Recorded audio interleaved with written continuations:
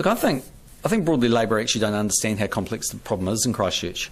I mean, they're essentially threatening to write some very, very large cheques, which they expect the New Zealand taxpayer to cash on their behalf. I mean, when they say temporarily walk into the insurance market, well, I'd be surprised if they've had the sort of depth of advice that they would need to make that decision. These things are never temporary. We saw them do that when it came to the deposit guarantee scheme before the last election, and everyone's aware of the cost of that. And my view is that the insurance market is working in some parts as dysfunctional in others. I think we all acknowledge that. We also acknowledge it needs to be repaired for Cantabrians to be able to get insurance, but I think we should be trying to find a private sector solution to that. If all of that fails, then let's have a look at that. But the reason there's not insurance coverage available at the moment is because there's still seismic activity taking place in Christchurch. I'm sure when that stops and when things are more clear in terms of the outlook, then actually I don't think you'll need a government solution. There are some new ideas there in terms of insurance commissioner and some funding for some test cases. Are they appealable to the government? Not really. I mean, it sounds fairly bureaucratic.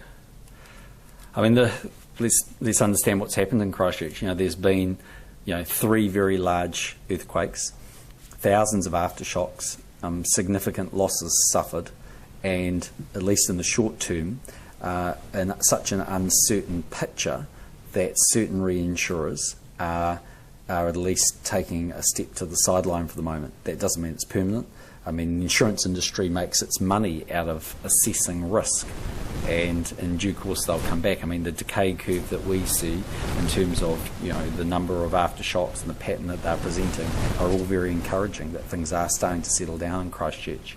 And for the taxpayer to walk in and simply write what would effectively be a blank cheque for insurance, that's a big bold step for any government. And to make that call without the right advice feels a bit reckless to me.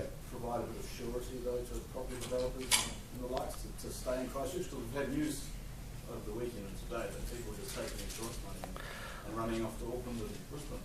Well, there'll always be a lot of anecdotal stories, but the case I read in the paper in Christchurch this morning was actually someone complaining about the 7-storey limit. Well, actually, as we discussed that with Bob Parker when we had our cabinet meeting in Christchurch, he made it quite clear the 7-storey limit is not a hard and fast limit. It's what it says is under 7 stories you can get fast-track resource management approval. Doesn't mean you can't build above 7 stories, but it's a slower process. But do you think it's a place for government to provide some surety that there will be insurance? Well, I can't 100% rule it out if the market was never functional again, but the probability of that being the case is very low in my view. Is there a tipping point though in terms of how long you leave it for the insurance money to start flying? Because it seems like this is the main issue that's holding reconstruction back. So I mean, what if we get to sort of 18 months down the track and we're still not seeing that insurance money flow? There must be a trigger for which government Sure. decides to do something. Well, you're posing a hypothetical question, but you've got a valid point, which is there would be a point. I don't think anyone would argue we've reached that point yet. I mean, the reason that reconstruction isn't taking place is because, for a start off, in a lot of cases, demolition isn't completed in the CBD. Secondly, you've still got seismic activity taking place. So until we can actually resolve those issues, clean up the site, and everyone can be confident that they're not going to lay foundations which will immediately be broken, I don't think anyone's going to start with this insurance cover or not.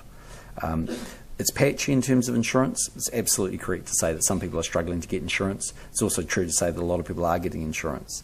But for the government to walk in and say we will be the insurer in the way that Labor is proposing is a very big, bold step, and they are writing a cheque that they don't understand how large that is. Well, it's not like the government's not allocating an enormous amount of resources on behalf of taxpayers to Christchurch. I mean, budget 2011 had $5.5 billion worth of provision. EQC is going to have a further $6.5 billion spent.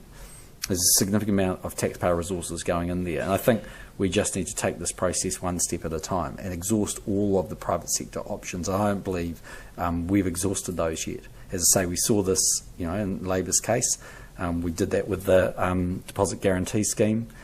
Sure, we all supported it, including us, but in the end, it cost taxpayers a lot of money.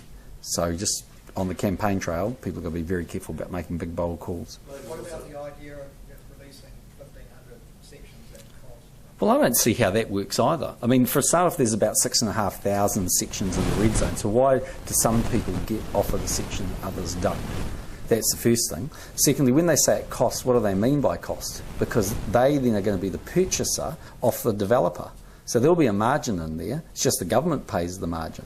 Then they're saying, well, it might cost $100 million, so we'll just ring fence that. Well, let me assure you, all of the $5.5 billion that we've allocated in budget 2011 will be spent. No question about that. So then the point is they'll have to borrow more money. So what they're really saying is they're going to subsidise to a greater extent 1,500 people in the red zone. Well, we're not at the end of people who are in the red zone yet, and the government's put $5.5 billion of taxpayers' dollars on the table, and we've agreed to buy every red zone resident out at rateable value. I mean, I don't think you can argue that the government's not being generous. And even then, you still wouldn't necessarily resolve the issue that they're talking about, because some people have bought what is a section that was fundamentally cheaper because it was in liquefaction-prone land. And even if they buy a section at some sort of knockdown margin, if it's in better quality land, there'll still be a differential in costs. So to me, it looks a bit clumsy. But isn't that $100 million it's quite a, people would like that policy? Yeah, I could walk down Queen Street and give away $100 million, and people like that policy as well. But we're talking about trying to get at something that's fair for the people who pay the bill and the people who receive it. And I think on balance we've done our best to do that. Those are people who thought that they would have that cover from the government. I'm not sure that's right. I think it's people that are saying that they're out of pocket because they're having to move from a less expensive property to a more expensive one. No, they just make a good on Jerry Brown's promise that home improvements would be covered without the exception, without any need to extend the floor. No, I don't think that's right, actually. I mean, they're buying 1,500 sections. It's got nothing to do with home improvements. It's to do with the section cost. There's a difference.